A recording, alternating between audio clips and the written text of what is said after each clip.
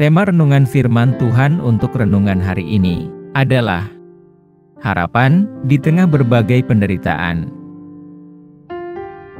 Ayat Alkitab yang kita baca sesuai bacaan Sabda Bina Umat GPIB hari ini adalah dari Nahum 2 ayat 1 sampai ayat 3 yang berbunyi sebagai berikut. Pembongkar maju terhadap engkau.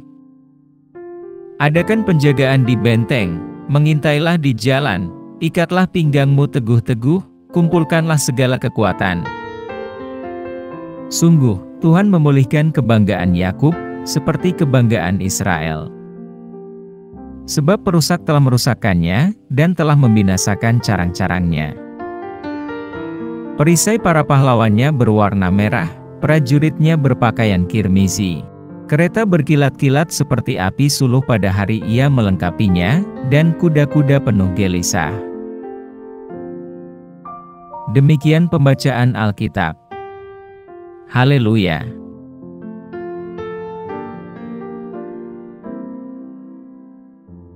Apa isi firman Tuhan ini, dan tentang apa? Nahum 2, ayat 1 sampai ayat 3, adalah bagian dari kitab Nabi Nahum, yang merupakan bagian dari Alkitab Perjanjian Lama. Bab 2 kitab Nahum, berisi ramalan tentang hukuman, yang akan dijatuhkan Tuhan kepada bangsa Asyur. Dalam konteksnya, Nahum 2, ayat 1 ayat 3, menggambarkan kehancuran, yang akan menimpa kota Niniwe, ibu kota kerajaan Asyur, sebagai balasan atas kekerasan dan penindasan yang mereka lakukan terhadap bangsa lain, khususnya bangsa Yehuda. Meskipun sebelumnya, mereka telah menjarah kejayaan dan kekayaan kota-kota lain, kini mereka akan mengalami nasib yang sama. Dalam ayat-ayat ini, Allah berbicara kepada penduduk kota-kota yang telah direbut oleh Asyur, untuk memberi mereka kenyamanan dan berharap bahwa Allah akan memulihkan keagungan mereka. Namun, dalam ayat 3, Allah menyatakan bahwa pasukan yang kuat akan mengepung kota dan mencari barang rampasan, tetapi mereka akan menemui bencana sebagai hukuman atas perbuatan mereka. Dalam perikop ini, kita melihat bagaimana Allah memberikan penghiburan dan pengharapan kepada penduduk kota-kota yang direbut oleh bangsa Asyur. Sekalipun kota mereka hancur, Allah memberikan janji bahwa Dia akan mengembalikan keagungan mereka. Lalu, apa hubungan janji penghiburan Tuhan ini dengan kita yang hidup di hari-hari terakhir ini? Bencana Asyur atas bangsa-bangsa menggambarkan berbagai masalah dan tekanan hidup yang kita hadapi, seperti kegagalan dalam karir atau bisnis kita, kehilangan orang yang kita cintai. Bahkan mungkin kehilangan semangat hidup, karena kehilangan segalanya, dan harapan tampaknya begitu jauh dari kita. Dalam bacaan kita hari ini, kita melihat akan adanya sebuah janji dari Tuhan, bahwa kita dapat menemukan harapan di tengah kejatuhan kita. Pertama-tama, mari perhatikan bahwa di ayat 1, Tuhan memanggil orang-orang dari kota yang direbut oleh Asyur, untuk datang kepadanya. Tuhan memanggil mereka, untuk mengalihkan diri dari kehancuran, dan mengarahkan pandangan mereka kepadanya. Tuhan adalah sumber pengharapan yang sejati, dan Dia dapat memberi kita penghiburan di tengah masalah kita. Kedua, pada ayat 2, Allah memberikan janji bahwa Dia akan mengembalikan keagungan mereka. Meski kita mungkin merasa kehilangan segalanya, Allah mampu mengembalikan kejayaan kita, dan memberi kita harapan baru. Betapapun sulitnya keadaan kita dapat percaya bahwa Tuhan berkuasa dan mampu mengubah situasi kita. Terakhir, di ayat 3, Tuhan berjanji bahwa Dia akan menghukum pasukan yang mengepung kota dan ingin menjarahnya. Ini menunjukkan bahwa Tuhan adalah Tuhan yang adil, dan Dia akan membalas ketidakadilan yang dilakukan oleh orang lain.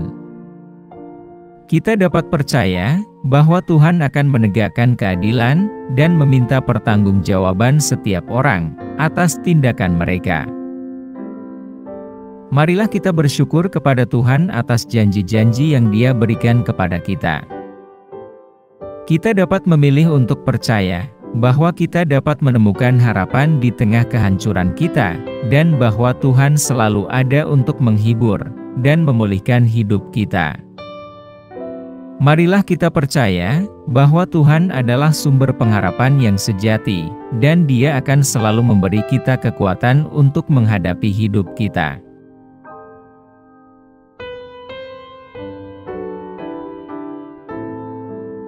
Apa pesan Tuhan untuk kita? Dalam konteks ini, ada pesan pengharapan yang tersirat bagi mereka yang sedang menderita, yaitu Tuhan akan memulihkan keagungan kita dan memberi kita pengharapan baru.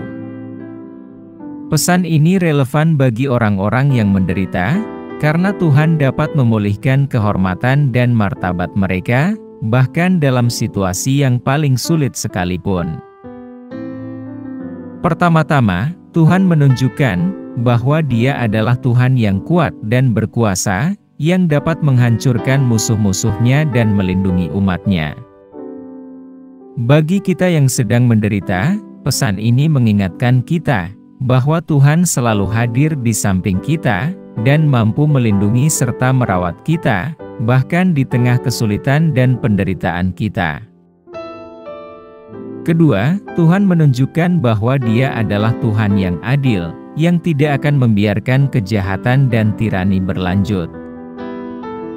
Bagi kita yang sedang menderita, pesan ini memberikan penghiburan bahwa Tuhan tidak akan membiarkan penderitaan kita berlanjut tanpa akhir, dan bahwa ada waktu yang tepat untuk meminta pertanggungjawaban mereka atas kejahatan dan ketidakadilan. Ketiga, Tuhan menunjukkan bahwa Dia adalah Tuhan yang pengasih, yang memperhatikan umat-Nya, dan memiliki rencana keselamatan bagi mereka.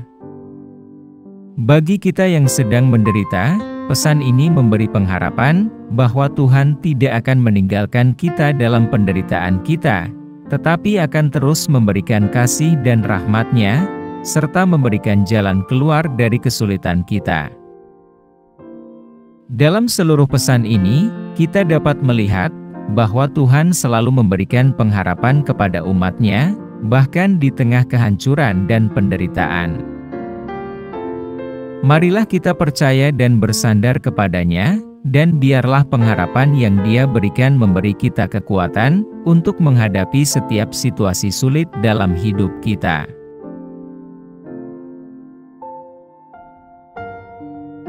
Apa yang harus kita terapkan dalam kehidupan kita? Kita harus percaya bahwa Tuhan adalah sumber pengharapan yang sejati. Dalam setiap situasi sulit, kita dapat memilih untuk mengalihkan pandangan kita kepada Allah dan mencari penghiburannya. Kita harus percaya bahwa Allah mampu mengembalikan keagungan kita.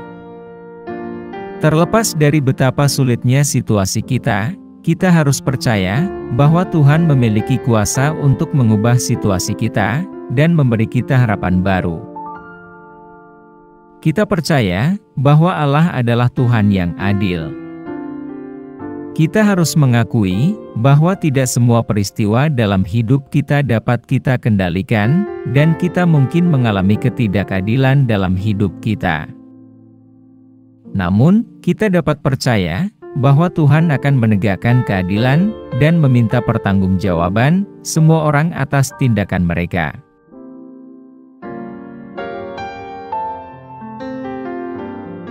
Doa hari ini. Tuhan Yesus, kami bersyukur atas janji pengharapan yang telah Engkau berikan kepada kami. Kami percaya bahwa Engkau selalu hadir dalam hidup kami dan memberi kami kekuatan untuk menghadapi setiap situasi yang sulit. Kami bersyukur atas kekuatan dan perlindungan yang Engkau berikan kepada kami, serta janji bahwa Engkau akan meminta pertanggungjawaban kami atas kejahatan dan tirani. Kami juga bersyukur atas kasih dan anugerah yang telah Engkau berikan kepada kami, serta berjanji bahwa Engkau memiliki rencana keselamatan Tuhan bagi kami. Ya Tuhan, biarlah pengharapan yang Engkau berikan terus memberi kami kekuatan dan keyakinan dalam menghadapi setiap situasi dalam hidup kami. Terima kasih atas janji pengharapan yang Engkau berikan kepada kami. Kami pohonkan doa ini dalam nama Yesus Kristus, Tuhan dan Juru Selamat kami. Amin. Kiranya Tuhan menguatkan kita, dan kasih karunia Tuhan Yesus menyertai kita.